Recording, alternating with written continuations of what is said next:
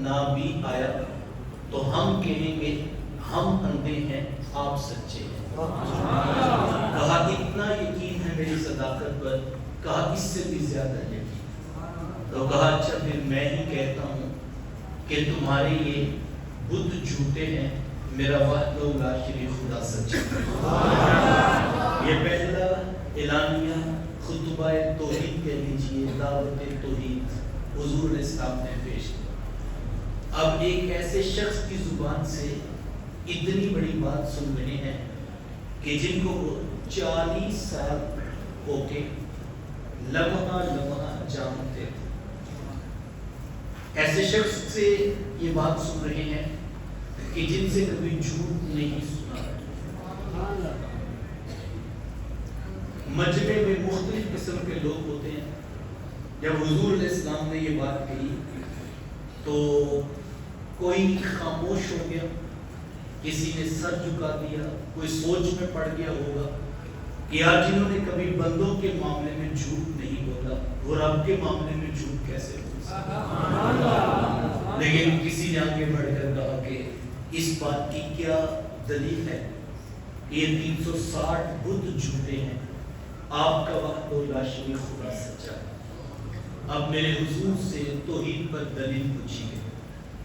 ظاہری بات ہے جب دلیل پوچھی گئی تو یقیناً اس وقت آپشن موجود تھا کہ میرے حضور چاند کی طرف مبارک انگلی کا اشارہ کرتے، چاند ٹکڑے ہو کے قدموں میں سلامی پیش کرتے۔ یہ آپشن موجود تھا۔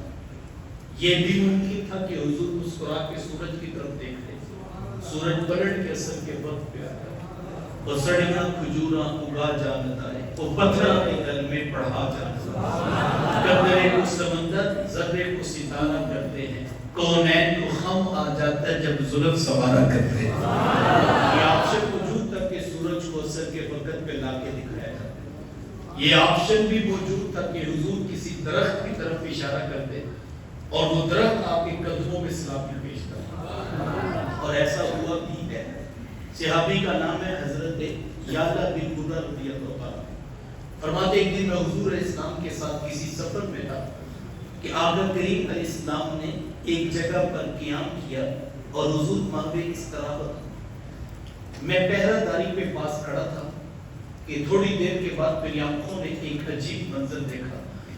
منظر کیا ہے کہ دور صحرا میں ایک درخت ہے اور اس نے یوں دائیں اور بائیں حرکت کی اور اپنی جڑوں کو اکھاڑا اور تنے کے بل بوتے چلتا ہوا آ کر محبوب کے قدموں میں کھڑا ہوا۔ فرماتے میری آنکھیں حیرت سے پھٹی کی پھٹی رہتی کہ بھلا درخت بھی کبھی چلتے ہیں، لیکن منظر بڑا عجیب تھا۔ میں دیکھ کے اپنی آنکھوں سے تھوڑی دیر تک وہ حضور علیہ السلام کے قدموں میں کھڑا رہا اور پھر واپس جا کر وہیں پر نصب ہو گیا۔ تو جب حضور بیدار ہوئے تو مجھ سے رہا نہ گیا، تو میں نے پوچھ لیا اے بندہ نواز آج بڑا عجیب واقعہ ہوا۔ حضور میں یعلا بن مرہ آج کیا ہوا؟ عرض حضور وہ جو صحرا میں درخت نہیں ہے، حضور میں ہاں وہ موجود ہے۔ عرض حضور تھوڑی دیر پہلے وہ یہاں پہ آیا ہوا، تو حضور جی وہ یہاں پہ کیوں آیا؟ میرے حضور یہ نہیں فرماتے کہ یعلا بن مرہ ہم تو سو رہے تھے، جاگ تو آپ رہے تھے، آپ بتائیے وہ درخت یہاں پہ کیوں آیا ہوا؟ اور واقعی اللہ کے رسول تو آرام فرما رہے تھے۔ دیکھیں میں سو رہا ہوں، قبلہ شاہ جی پاس جاتے رہے ہیں، شیشے کا گلاس ٹوٹ جائے تو میرے بیدار ہونے پر یہ مجھے پوچھے کہ بتائیے کس نے توڑا ہے، تو میرا کیا جواب ہوگا کہ میں تو سو رہا ہوں، آپ جاگ رہے تھے، آپ بتائیے کہ ہوا کے جھونکے سے اگا، آپ کا ہاتھ لگا، کسی بچے نے پاؤں کی ٹھوکر ماری، اور اگر یہ مجھ سے پوچھے تو میرا جواب تو یہی ہوگا کہ میں تو سو رہا تھا، جاگ تو آپ رہے۔ اب حدیث اٹھائیں، واقعی اللہ کے رسول تو آرام فرما رہے ہیں، سوال بنتا نہیں ہے، عقل یہ کہتی ہے کہ سوال بنتا نہیں، لیکن حدیث اٹھائیں صحابی ہیں کہ انہوں نے سوال پوچھا ہے، اور حضور علیہ السلام نے بھی یہ نہیں کہا کہ ہم تو سو رہے تھے، آپ جاگ رہے تھے، آپ بتائیے کہ وہ درخت یہاں کیوں آیا ہوا ہے۔ محدثین نے گفتگو کی، اہل علم نے کہا کہ جب واقعی رسول آرام فرما رہے تھے تو صحابی رسول نے سوال کیوں پوچھا؟ تو علماء نے بڑا خوبصورت جواب دیا، کہا صحابی نے سوال اس لیے پوچھا تھا اس لیے کہ صحابہ جانتے تھے ہم نے جن کا کلمہ پڑھا ہے ان کی صرف آنکھیں سوتی ہیں، دل تو جاگتا ہی نہیں۔ تو حضور کو پتہ ہوگا کہ وہ درخت یہاں، اسی لیے تو فرمایا صحابہ اپنی صفیں درست رکھا کرو، مت خیال کرو کہ میں صرف آگے دیکھتا ہوں، میں محمد جس طرح آگے دیکھتا ہوں اس طرح پیچھے بھی دیکھتا ہوں، میں تمہارے رکوع و سجود بھی دیکھتا ہوں، تمہارے خشوع و خضوع بھی دیکھتا ہوں۔ اقبال کہتے ہیں چشم تو بھی نندہ ہے ما فی الصدور، حضور آپ کی نگاہ تو بند سینوں کے راز بھی جانتی ہے، کوئی حد ہے ان کے عروج کی بادل الغلا پہ اللہ نے وہ عظمتیں، وہ محبتیں، وہ رفتیں عطا کی ہیں جو حضور کا ہی مقصد۔ تو یہ آپشن کو جھوٹا اللہ کو حضرت یاد نبی نور عرض کرتے ہیں کہ حضور جی وہ درخت یہاں پہ کیوں آیا ہوا ہے؟ یہ پہلے وانس نہیں کیا حضرت یاد نبی نور رضی اللہ تعالیٰ عنہ عرض کرتے ہیں حضور جی وہ درخت یہاں کیوں آیا ہوا ہے؟ تو میرے حضور فرماتے ہیں کہ یاد نبی نور آج ہم اس کے قریب آئے تھے تو اس نے رب سے اجازت مانگی کہ مالک اجازت دینا، محبوب آج کافی نیڑے آئے ہیں، میں بھی جا کے سلام نہ کر کے زیادہ بھی نورا کو ہمیں سلام کرنے کی کیا خیال ہے یار؟ درخت حضور کی بارگاہ میں آئے، محبوب ظاہری طور پہ سلام، محضور ظاہری طور پر آرام کر رہے ہوں، حضور پھر بھی بتاتے ہیں یہ درخت کس مقصد کے لیے آیا ہوا۔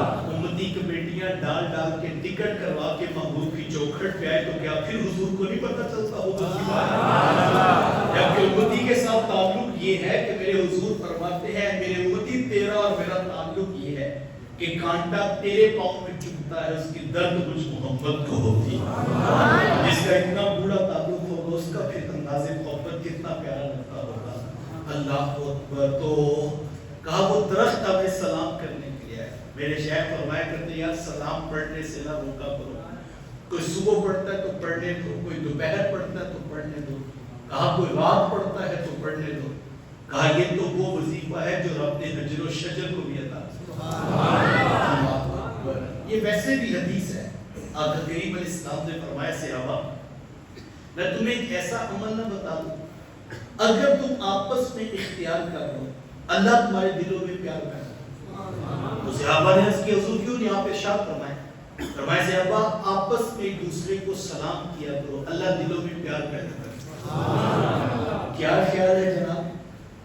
امتی کو سلام کرے تو حضور کی ضمانت ہے اللہ دونوں کے سینوں میں پیار کرے، اور اگر امتی کے بخت جاگ پڑے امتی نبیوں کے امام کو سلام کرے تو پھر دلوں میں پیار کیوں نہیں پیدا ہوگا؟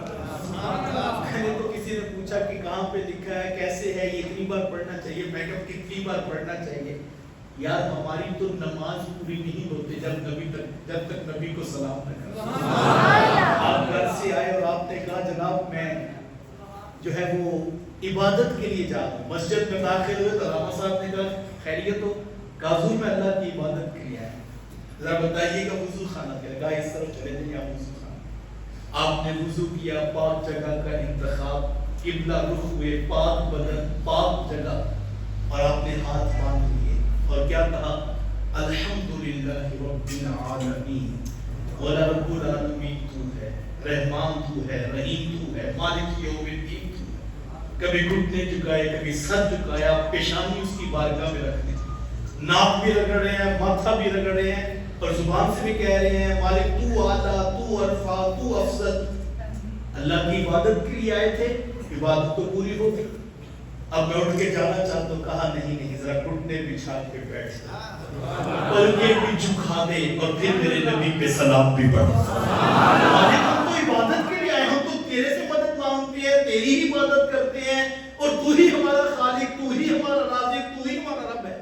کہا وہ ساری باتیں ٹھیک ہیں لیکن اٹھنے نہیں دوں گا جب تک میرے نبی کو سلام میری بارگاہ سے اٹھ کے نہیں جا سکتی جب تک محبوب کی چوکھٹ پہ سلام نہیں نہ۔ ذہن میں سوال پیدا ہوتا ہے رب تیری عبادت کرنی تھی، وہ تو ساری کرنی، ہم نے تجھے خالق کہا، تجھے رب العالمین کہا، رحمان کہا، رحیم کہا، مالک یوم الدین کہا، تیرے اعلیٰ و ارفع و افضل ہونے کا اقرار کیا، کوئی رہ گیا کچھ؟ کہا حق نہیں پورا ہوگا، اس نبی پہ سلام تو پڑھو جس نے میری چوکھٹ تک تمہیں پہنچایا۔ ہر 2 رکعت کے بعد، ہر 3 رکعت کے بعد، ہر 4 رکعت کے بعد تمہاری نماز پوری نہیں، اگر بھول بھی گئے ہو تمہیں سجدہ صاف کرنا ہوگا۔ میرے رسول کی چوکھٹ پہ سلامی کے بغیر نماز پوری نہیں ہوتی۔ اللہ اکبر۔ تو کیا خیال ہے، جب تک نماز پہ بھی سلام نہ کر لے نماز کا سلام تم کہہ سکتے ہو؟ اللہ اکبر۔ تو کتنا نادان ہوگا کہ وہ کام جو ہر 2 رکعت کے بعد، ہر 3 رکعت کے بعد، ہر 4 رکعت کے بعد کیا جاتا ہے، اس کے لیے کوئی الگ سے دلائل تراشنے پڑ جائے اور پریشانی کسی کے لیے بن جائے کہ جناب یہ لکھا کہاں ہے اور کہاں سے ہوگا۔ اللہ، یا سادہ سی بات ہے، دلائل بھی کہاں بھول جاؤ۔ اب گلی سے گزر رہے ہوں، چھوٹا بچہ کوئی آپ کو سلام کرے۔ ہم گاؤں میں جب جاتے تھے شہر سے عید والے دن، تو والد صاحب کہا کرتے تھے کہ نماز کے بعد تم نے سارے بزرگوں سے سلام لینا ہے۔ تو ہم کہتے تھے کہ ہم تو ان کو جانتے نہیں ہیں، نہ وہ ہمیں جانتے۔ تو کہتے جب تم سلام لو گے نا تو ان پھر پوچھیں گے بیٹا کہاں سے آئے، تو تم بتاؤ جب گجرانوالہ سے آئے تو پوچھیں گے کہ تمہارے والد صاحب کا کیا نام ہے۔ جب والد صاحب کا نام پوچھیں گے تو پھر آگے بات چل پڑے گی، تو ہمیں تو وہ جانتے ہیں۔ تو دوسری نماز میں، تیسری نماز میں ان کو پتہ لگ جائے گا فلاں کا بیٹا یہ فلاں کا آنے والا، یہ آج کا دن میں ہے۔ کہا سلام سے تو بات شروع ہو، سلام سے تو بات شروع ہو۔ میں کہتا ہوں کہ اولادوں کو یہ وظیفہ اتنا پڑھا دو، صبح بھی حضور کو سلام، دوپہر بھی حضور کو سلام، رات بھی حضور کو سلام۔ یار کبھی آپ گلی سے گزرے، چھوٹا بچہ آپ کو کہ السلام علیکم، 1 دن 2 دن 3 دن 4 دن 5ویں دن آپ بھی موٹر سائیکل سے رک کے پوچھ لیتے ہیں کہ بیٹا آپ کون ہیں، روزانہ مجھے سلام کرتے ہیں۔ کہا یہ وظیفہ اپنے اولادوں کو اتنا پڑھا دو، اتنا پڑھا دو کہ صبح بھی حضور کو سلام، دوپہر بھی محبوب کو سلام، رات بھی ان کو سلام۔ تو کبھی تو حضور پوچھیں گے نا یہ کس کا پتر ہے، روزانہ کے سلام۔ اگر حضور کی چوکھٹ پہ ماں باپ کا نام بھی آ گیا۔ ایسے اہل علم موجود ہیں، امتی جب درود اور سلام پڑھتا ہے نا تو فرشتے جو ہے حضور کی چوکھٹ پر یہ سلامی پیش کرتے ہیں۔ تو حضور کو پھر وہ بتاتے ہیں حضور یہ آپ کے فلاں امتی کے فلاں بیٹے نے درود پڑھا۔ اور تو یہ محبت کا وظیفہ ہے، یہ جھگڑے کا عنوان نہیں ہے۔ اور میں نے ایک جگہ یہ بھی پڑھا ہے کہ میرے حضور فرماتے ہیں مجھے یہ بات بڑی پسند ہے کہ میرا امتی مجھ پہ درود پڑھے اور میرا رب اس کے اوپر رحمتوں کا نزول کرے۔ یار میں کئی مرتبہ سوچتا ہوں اور اپنے اندر اتر جاتا ہوں، کیوں نہ میں ناز کروں، کیوں نہ آپ ناز کریں۔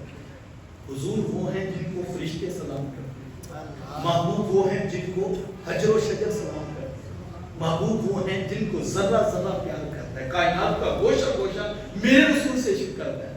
بخاری شریف کی روایت ہے وہ خوش تنا کھجور کا حضور کی جدائی میں ہویا، تو ہر چیز حضور سے پیار کرتی ہے، محبوب پہ درود پڑتی ہے۔ حضرت علی فرماتے ہیں میں آج تک اس پتھر کو جانتا ہوں کہ جب بھی حضور اس کے قریب سے گزرتے حضور کو سلام کیا کرتے۔ تو یار حضور فرماتے مجھے یہ پسند ہے، یا رب جن پہ درود پڑے، لیکن وہ پھر فرمائے مجھے یہ بات بھی بڑی پسند ہے میرا امتی میرے پہ درود پڑے۔ کیسی عجیب بات ہو کہ امتی جو ہے اس موضوع کا جھگڑا بنا لے، تو یہ موضوع جھگڑے کا نہیں، یہ محبت کا عنوان ہے۔ تو آپ سے وجود تھا، خیر بات لمبی نہ ہو جائے، کہ حضور کسی درخت کو بلاتے، کسی شجر سے، کسی حجر سے، کسی پتھر سے گواہی کرواتے تھے، لیکن پوچھا جاتا ہے اس بات کی کیا دلیل ہے؟ یہ 360 بت جھوٹے ہیں، آپ کا وحدہ لا شریک خدا سچا۔ اب توحید کی دلیل پوچھی جاتی ہے تو میرے حضور کتنے اطمینان سے فرماتے ہیں، دلیل پوچھتے کا عجیب دلیل پوچھتے ہیں، کہا مجھے بتاؤ میری زندگی کے 40 سال تمہارے درمیان گزرے، کہیں پہ کوئی دھوکہ ہے تو لے کر آؤ، کوئی خیانت ہے تو دکھاؤ، کوئی فریب ہے تو نظر میں آئے تو بتاؤ۔ 40 سال حضور نے کہا میری زندگی کے تمہارے ساتھ، اور وہ لوگ خاموش ہو گئے۔ میں دعوے سے کہتا ہوں کائنات کی سب سے بڑی دلیل توحید کی وہ ذات انسان پہ معاف میرے رسول کی ذات، اور یہ نہیں کہا تھا کہ تم بچپنا نکال دو، لڑکپن نکال دو، جوانی اور شباب نکال دو، کہا 40 سال کا لمحہ ہمارے سامنے ہے، کہیں پہ کچھ ہے تو نکال کے، اور اس سے بڑی دلیل کوئی نہیں ہوگی۔ وہ لوگ خاموش ہو گئے۔ اس کے بہت سارے پہلو، بہت ساری چیزیں، لیکن میرے سامنے وقت کی اتنا نامانیہ. اور میں ایک توجہ آپ کی چاہوں گا, وہ جو حضور علیہ السلام نے کہا تھا یہ 40 سال تمہارے سامنے کچھ دیکھا اور وہ خاموش ہو گئے, ان 40 سالوں کا ایک حوالہ یہ تھا جو وہ لوگ جانتے تھے کہ پورے شہر مکہ کو ایک تعارف رسول اللہ کا پتہ تھا, اور وہ کیا تھا کہ پورا شہر کہتا تھا صادق بھی تو ہے, امی بھی تو. میرے رسول کا سچ, میرے رسول کی امانت داری وہ لوگ جانتے ہیں. الصادق الامین پیغمبر ہے میرے, الصادق الامین رسول ہے آپ. یہ ہے حضور علیہ السلام کا تعارف. کتنے سچے تھے میرے حضور کا کہ جس وقت حضرت خدیجہ الکبریٰ رضی اللہ تعالیٰ عنہا کے ساتھ تجارتی معاملہ طے پاتا ہے تو حضرت خدیجہ رضی اللہ تعالیٰ نے فرماتی کہ ہم نے جب ان کے حوالے مال کر دیا تو ساتھ میں نے اپنے غلام کو بھی بھیج دیا. 10 15 20 دن کے بعد جب حضور واپس تشریف لائے تو فرماتی اتنا نفع ہوا, اتنا نفع ہوا جتنا آج تک نہیں ہوا. حیرت میں ڈوب کر غلام سے پوچھتی ہے کہ اتنا نفع تو کبھی نہیں ہوا تھا جتنا محمد صلی اللہ علیہ وسلم کی تجارت سے ہوا. آخر اس کی وجہ کیا ہے؟ تو جو غلام نے جواب دیا وہ سننے والا ہے. وہ کہنے لگا میں نے ان کا دن بھی دیکھا ہے, میں نے ان کی رات بھی دیکھی ہے, میں نے ان کو مال خریدتے بھی دیکھا ہے, مال بیچتے بھی دیکھا ہے, لیکن اللہ کی قسم اتنے دنوں میں نے ان کی زبان پہ جھوٹ نہیں دیا. سچ کی برکت ہے جو یہ نہیں کرتا ہے. حضور والا یہ فیصلہ تو 14 صدیاں قبل ہو گیا تھا, کاروبار سچ کا تھا. یہ میرے رسول کا پہلا تعارف ہے, یہ آپ کے پیغمبر کا پہلا تعارف ہے. میں اپنے اندر دوں, آپ دو لمحے ایک اپنا محاسبہ کیجئے, کیا یہ تعارف آج ہمارے پاس ہے؟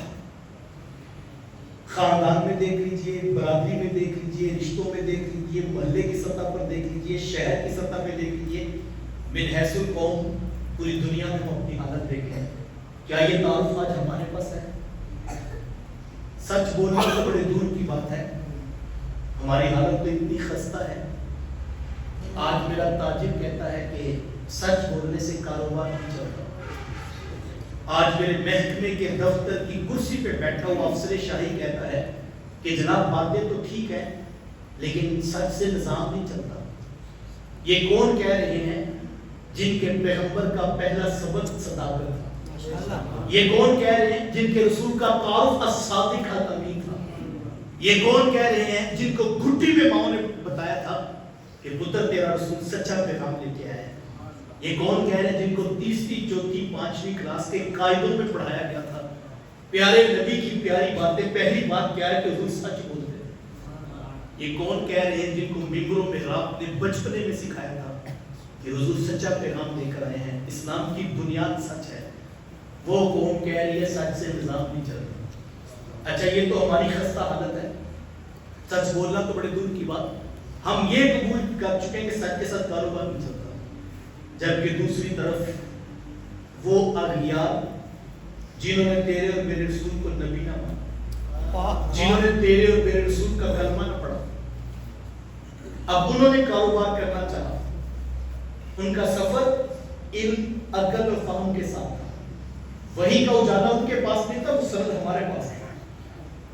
انہوں نے علم, عقل اور فہم کے ساتھ سفر کرنا چاہا. انہوں نے تحقیق کی, جستجو کی, ریسرچ کی. پوری تاریخ کا جب ڈیٹا اینالائز کیا, رزلٹ نکلا تو حیرت میں ڈوب گئے. رزلٹ کیا تھا کہ ان کو سچ ملا تو مکے کی گلیوں میں. وہ حیرت میں ڈوب گئے کہ ان کو تو ہم پیغمبر نہیں مانتے, ان کو تو ہم نبی نہیں مانتے, ان کو تو ہم رسول نہیں مانتے, لیکن وہ اپنے کاروبار سے اتنے مخلص تھے. وہ سچ جو تیرے اور میرے نبی کا تھا انہوں نے مکے کی گلیوں سے اٹھایا اور پوری دنیا میں سچ کا کاروبار کھڑا کر دیا. وہ 7 سمندر پار بیٹھ کے پوری دنیا میں ہر چیز بناتے بھی ہیں, بیچتے بھی. ہمارے دوست چائنا کے ساتھ کام کرتے, اس کی سینکڑوں مثالیں آپ کے پاس بھی ہوں. وہ کہتے ہیں عبداللہ بھائی ہم چائنا سے کیپیسٹر خریدتے ہیں, ایک سیمپل آتا ہے, نہ ہم ان کی زبان جانتے نہ وہ ہماری بولی جانتے. کہتے ایک سیمپل آتا ہے, کیپیسٹر اینالائز ہوتا ہے, ہم پاس کرتے ہیں, ریٹ طے ہوتا ہے. کہتے ہیں یقین مانیے